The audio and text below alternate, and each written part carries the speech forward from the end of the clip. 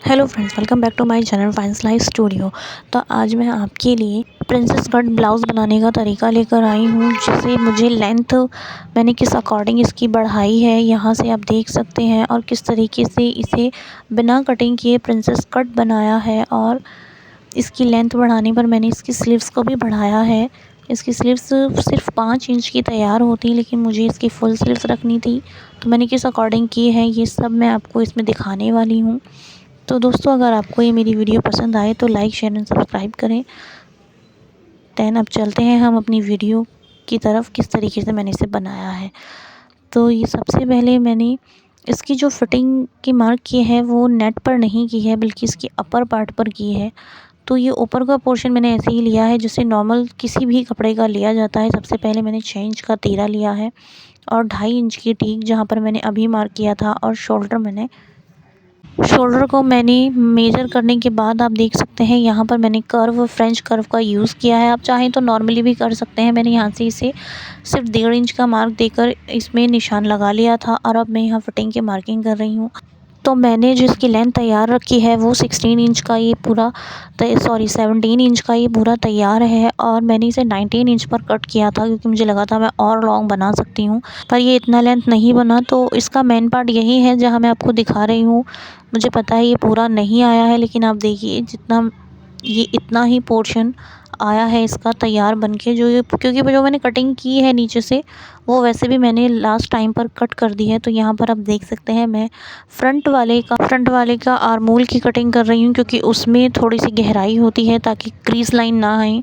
तो ये देखिए, ये करने के बाद मैंने यहाँ पर इसको आपको दिखाया है। तो मैं यहाँ पर आपको प्रिंसेस कट के लिए एपेक्स पॉइंट बता रही हूँ। तो ये लंबाई में मैंने 10.5 इंच लिए हैं ऊपर से, और चौड़ाई में इधर मैंने 3.5 इंच का पार्ट छोड़ा है। तो इस तरीके से मैंने ड्रॉ कर लिया था, और सबसे नीचे भी मैंने 3.5 इंच ही लिया था, और वहाँ पर मैंने 1 इंच का मार्जिन लिया था। मैं अभी आपको पूरा कंप्लीट यहाँ से दिखाऊंगी, क्योंकि मैं आपको दिखा नहीं पाई। तो ये देखिए मैंने किस तरीके से लिया था। सबसे पहले मैंने 3.5 इंच पर मार्क किया, और मार्क करने के बाद आधा इंच मैंने साइडें ली हैं, और इस तरीके से ये पूरा आया है। और एपेक्स पॉइंट का जो निशान मैंने लगाया था उसी पर मैंने इसे ड्रॉ कर दिया। तो आप देख सकते हैं मैंने आपको फुल ये दिखा दिया है। उसके बाद मैंने ये फ्रंट का पीस कट कर लिया है। उसके बाद मैंने यहाँ पर जो ये स्लीव्स हैं उनको मैं तैयार करने की कोशिश कर रही हूँ, क्योंकि मुझे लेंथ बढ़ानी है। मैं नॉर्मली कटिंग नहीं कर सकती। जो साइड की पट्टी है वो बच गई थी, तो मैंने वहाँ वही लगा दी है, ये देखिए। और ये आगे से सारा कपड़ा मोड़ने में जाना था, लेकिन मैंने इसे फ़ोल्ड नहीं किया, बल्कि इसे लेंथ में ले लिया और काफ़ी कम अंदर फ़ोल्ड किया है।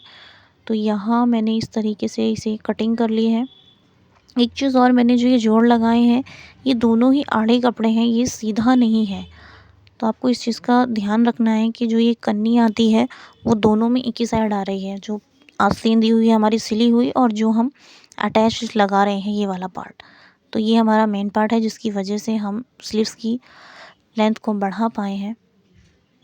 तो यहाँ पर हम गले की कटिंग कर रहे हैं। तो हमने अस्तर का गला काटा है, और ये गला हम नेट का नहीं काटेंगे, इसे हम नॉर्मली रख देंगे। तो यहाँ पर हम इसकी नेक में सिलाई लगा रहे हैं, लेकिन नेक की सिलाई करने से पहले ये जो आप पाइपिंग देख रहे हैं ये इस साड़ी में ही आई थी स्लीव्स में लगने के लिए आगे की तरफ, लेकिन मैं आगे नहीं, डिज़ाइन की वजह से इसे लगा रही हूँ, ताकि जो ये मैंने जोड़ दिया है स्टिच में स्लीव का ये पता ना चले। तो यहाँ पर मैंने इसे बराबर कट करके दोनों स्लीव्स में लगा लिया है। ये देखिए मैंने स्टिच कर रही हूँ मैं यहाँ पर, तो आप देख सकते हैं। तो इसमें अक्सर हमें दिक्कत आती है, क्योंकि ये पाइपिंग है और काफ़ी मोटी वाली है। तो उसके लिए मैंने यहाँ पर बूट अपना बदल लिया है।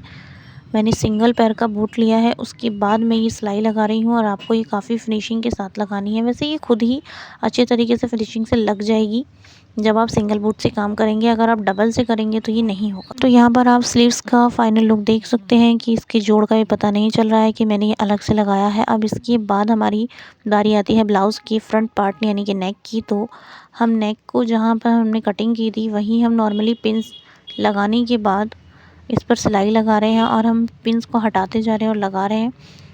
तो ये एक ही बार में कंप्लीट बन जाएगा। उसके बाद एक कटिंग करने के बाद हमने बीचों बीच में ये एक कट किया है ताकि नेक में फिनिशिंग आए। उसके बाद ये छोटे छोटे कट आपको भी ज़रूर लेने हैं, क्योंकि इन कट को लेने से बहुत अच्छी फिनिशिंग आती है। और यहाँ पर मैंने नेक में बिल्कुल मार्जिन पर नहीं लगाई है सिलाई, थोड़ा सा मार्जिन दिया है, तो इससे भी लुक अच्छा आता है। ये देखिए आप, मैं किस तरीके से कपड़ा खींचकर लगा रही हूँ, आपको भी ऐसे ही लगाना है। तो आप इसका लुक देख सकते हैं कितनी फिनिशिंग आ रही है, कहीं कोई क्रिज लाइन नहीं है। उसके बाद यहाँ पर मैं ये डोरी तैयार कर रही हूँ। ये मैंने सारी बैक पार्ट के लिए की है। वैसे आपसे पहले मैं इसे अपने चैनल पर अपलोड भी कर चुकी हूँ। तो यहाँ पर मैं डोरी पलट रही हूँ गाइज़। ये 2 तरह की डोरी मैंने बैक पार्ट के लिए बनाई है और बैक पार्ट मैंने इसका अलग ही लिया है क्योंकि इसमें सिर्फ फ्रंट पार्ट ही था नेट का। तो जो मैंने ये कपड़ा लिया है ग्रीन कलर का, ये मैंने दोनों लिए हैं। तो सबसे पहले मैंने इसका मिडल पॉइंट कर लिया था और मिडल पॉइंट कराने के बाद मैंने ये डोरी बनाई जिसे मैं 1-1 इंच की गैपिंग पर लगा रही हूँ। और उसके बाद जो मैंने पलटने वाली डोरी पलटी है उसको मैं इनमें अटैच करके लगाने वाली हूँ। तो आप देख सकते हैं इस तरीके से मैंने ये वाली डोरी पहले कट नहीं की थी। और ये जितनी भी डोरी मैंने बनाई है इसकी ट्यूटोरियल मैंने इसलिए नहीं डाला है पूरा क्योंकि ये मेरे बहुत छोटे छोटे पीस बचे थे। तो जो कपड़ा बचा था वो सब मैंने डोरी में ही लगा दिया था, नेट का कपड़ा इसमें बचा ही नहीं था। तो पीछे का बैक लुक इसका अच्छा है, इसीलिए मैंने इसे किया कि ये प्लेन ना लगे, क्योंकि आगे का जो इसका फ्रंट पार्ट है वो नेट का है और पीछे मुझे इसे कपड़े का देना पड़ा क्योंकि साड़ी के अंदर वो नहीं आया। तो आप यहाँ पर इसका लुक देख सकते हैं। तो मैं इसे फिनिशिंग के साथ यहाँ कटिंग कर रही हूँ, आप देखिए। और इसमें आपको किसी कटिंग की भी ज़रूरत नहीं है कि आप कहीं पर कटिंग करेंगे, आपको सिर्फ नॉर्मल इसे लगाना है और पीछे से पलटकर सिलाई लगा देनी है एक स्टिच को। और उससे पहले मैंने नेक की कटिंग नहीं की है, मैं पहले इसे तैयार कर रही हूँ। अगर इसमें आपकी कोई दिक्कत आती है तो आपको परेशानी नहीं आएगी नेक को लेकर। आप पहले इसे पूरी तरीके से बना लें, उसके बाद आप नेक की कटिंग करें। तो देखें मैंने यहाँ पर इसे पूरा कर लिया है और इसे करने के बाद हमारे पास थोड़ी सी नेट बची थी जो कि मुश्किल से 2.5 इंच की चौड़ाई में थी और जितनी भी इसकी लेंथ है ब्लाउज़ की उतनी ही ये बची थी।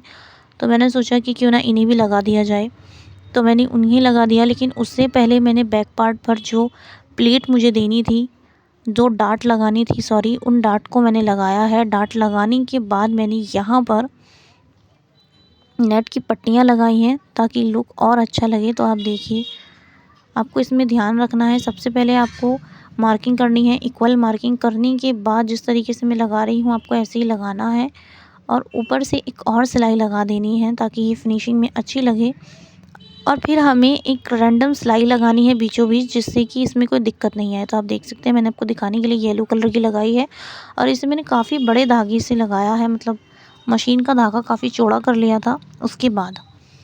तो उसका लुक हम बाद में देखेंगे। उससे पहले मैं आपको दिखाती हूँ कि मैंने प्रिंसेस कट ये ब्लाउज़ बनाया है, लेकिन मैंने कटिंग नहीं की है, विदाउट कटिंग में इसे बना रही हूँ जहाँ पर मैंने किया था। तो सबसे पहले हमें दिक्कत आती है नेट में कि हमारा अस्तर इधर उधर हिल जाता है। तो आप इसे पिन से अटैच करने के बाद इस तरीके से सिलाई कर लें जैसे मैंने किया है और अब हम इसे फ़िक्स कर लेंगे। तो देखिए हमें एक पॉइंट मिल चुका है कि हमें यहाँ से इसे मोड़ना है। तो मैं आपको इसे थोड़ा स्लो ही दिखा रही हूँ, मैंने इसे तेज़ नहीं किया है। तो यहाँ से फ़ोल्ड करने के बाद हमने इस तरीके से इसे लिया है। तो जो हम ये गैपिंग यहाँ छोड़ रहे हैं यही इसमें प्रिंसेस कट का लुक दे देगा। तो नीचे से इसे करने के बाद जहाँ एपेक्स पॉइंट हमने मेजर किया था वहाँ हम छोड़ देंगे और ऊपर शोल्डर से हम इसे दोबारा लेंगे, एक पैर जो वो सिलाई थी। जिस तरीके से मैं कर रही हूँ आपको ऐसा ही करना है। तो ये आपका लुक कुछ इस तरीके से आएगा, आप देखिए। तो मैंने दोनों तरफ ऐसे ही कर लिया है और उसके बाद जो मैंने फिटिंग की मार्किंग की थी उसी पर मैं इसे लगा रही हूँ। तो यहाँ पर गाइज़ आपको ध्यान रखना है, जहाँ ये शोल्डर है आपको अच्छे से मिला लेने हैं। मिलाने के बाद आपको देखना है कि छोटे बड़े तो नहीं है। तो यहाँ पर मैं चैन लगा रही हूँ। तो आप चैन लगाने का तरीका भी मेरा देख सकते हैं और इस चैन का पता भी नहीं चलेगा, ये बिल्कुल इनविजिबल चैन लगती है। तो देखिए किस तरीके से मैंने इसे लगाया है। तो यहाँ मैंने स्पीड को थोड़ा ज़्यादा कर दिया है, लेकिन अगर आप फिर भी इसे देखना चाहते हैं तो मैंने ऑलरेडी अपने चैनल पर इसका शॉर्ट्स डाल दिया है जिससे आप देख पाएँ। तो ये देखिए दोस्तों कितनी अच्छी तरीके से लग चुकी है। उसके बाद मुझे इसकी लेंथ बढ़ानी थी तो इसलिए मैंने इसे यहाँ से फ़ोल्ड नहीं किया है बल्कि अलग से एक पट्टी लगाई है और ये पट्टी लगाने के बाद मैं इसे अंदर फ़ोल्ड कर दूँगी। तो ये देखिए, तो अच्छे तरीके से इसमें सिलाई, और ये जहाँ पर आप ये कढ़ाई देख रहे हैं ना, ये यहीं पर पूरा सेट आता है, लेकिन क्योंकि मुझे इसे बढ़ाना था इसलिए मैंने यहाँ पर नहीं दिया। तो आप कुछ इस तरीके से भी इसे बना सकते हैं। तो ऐसी ही वीडियो को और आगे देखने के लिए आप मेरे चैनल को सब्सक्राइब कर लें और बेल आइकन को भी प्रेस कर लें, ताकि आपको न्यू नोटिफिकेशन मिल सकें वीडियो के। तो ये देखिए, मैं इसे कंप्लीट कर चुकी हूँ। आप इसका फाइनल लुक देख सकते हैं कि कितना ब्रिटिश का लुक है। So thank you for watching.